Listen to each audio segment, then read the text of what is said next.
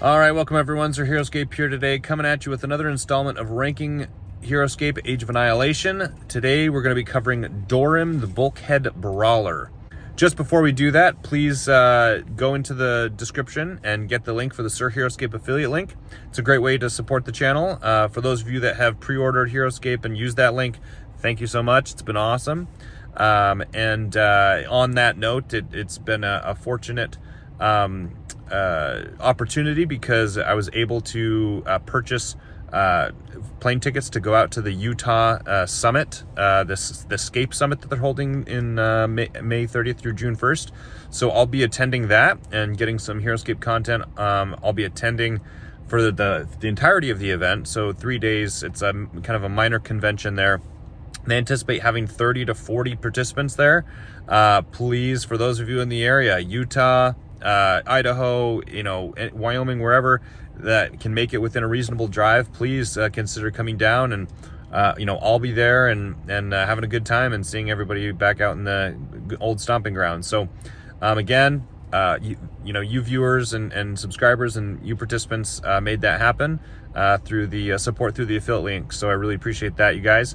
I'll be getting some good content from those conventions for you guys to see and participate, and participate vicariously through through my experience. So all right, let's go ahead and get the show on the road. Let's review the card. All right, here we are. Dorim, the Bulkhead Brawler. He's a dwarf, unique hero pirate, fearless, small 4. We've got life 5, move 5, range 1, attack 4, defense 3. We've got 2 main abilities. Also the 100 points, so super solid, very draftable at 100 points. Pretty solid stat block just on his own. Also note that because he is a dwarf, he bonds with the axe grinders of Burning Forge, which is very significant. We'll come back to that in a second. Charge. If Dorim the Bulkhead Brawler attacks an opponent's figure during his turn, the move value of all of your army cards is increased by 1 until the next time you reveal an order marker. Really, really good. And then Chain Axe, after rolling attack dice before defense dice are rolled, you may re-roll 1 die that did not roll a skull. So really, really good. He is quite a package. Honestly, for 100 points, you're getting a lot. Survivability is pretty decent at 5 life, 3 defense. And he swings hard. 4 base attack is awesome.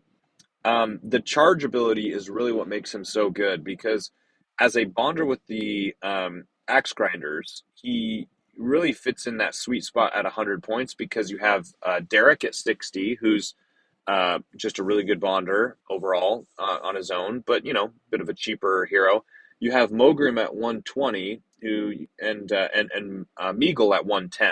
So you get a pretty decent bonder at 100.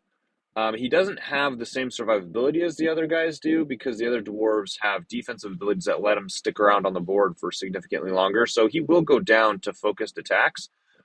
But his charge and his chain axe make him a significantly more offensively minded unit, which is pretty awesome. So his charge ability will be relevant in pirate builds. I'd have to go back and look at the synergies with the other pirates. So I think that's relevant. The reason why it says all your army cards and not like dwarf army cards or whatever is because it can be used in coordination with other pirate synergies, I believe. I'd have to double check that. But his most effective build will be when he's bonding with axe grinders of Burning Forge.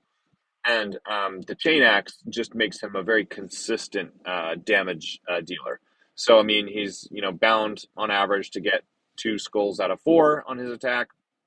One of those that blanks, you get a reroll.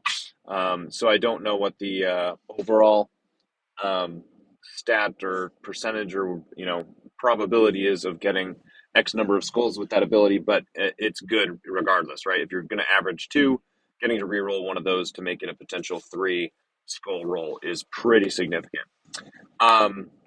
So pretty cool stuff there. And getting back to that main point about him bonding with the axe grinders of Burning Forge is that he's actually, that's one of the downsides of axe grinders, is when they choose to bond with a hero, their movement goes from 6 down to 4. But it's really, really significant that when he gets an attack off, he gets to make their movement 5, right? Because that is their weakness, right? It's similar to how knights were good but then became amazing in A tier when Gilbert was introduced. It was because Gilbert filled in and made up for their biggest weakness, which was their slow movement. And Dispatch just basically removed all weaknesses of knights and made them an A tier unit and army draftable in just about any format. So dwarves, I think Dorim is a must draft most of the time with dwarves, simply because he provides so much in terms of their movement ability, and on his own is a really good damage dealer.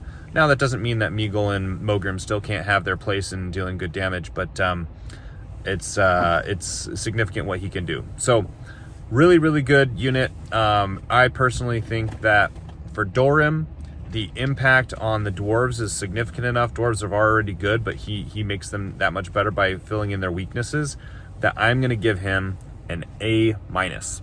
I don't think that's unwarranted. I think B+ is probably where he ends up as people get used to him, simply because if you focus him down, he doesn't have the same survivability of other dwarves. But I think played right and played correctly, he's going to have a very significant impact on the dwarf build that will make him very, very good. And for 100 points, you're getting a pretty complete package.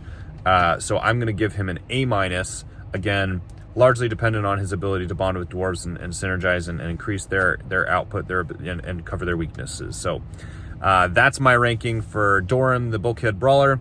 Thank you guys for watching. We'll see you guys next time.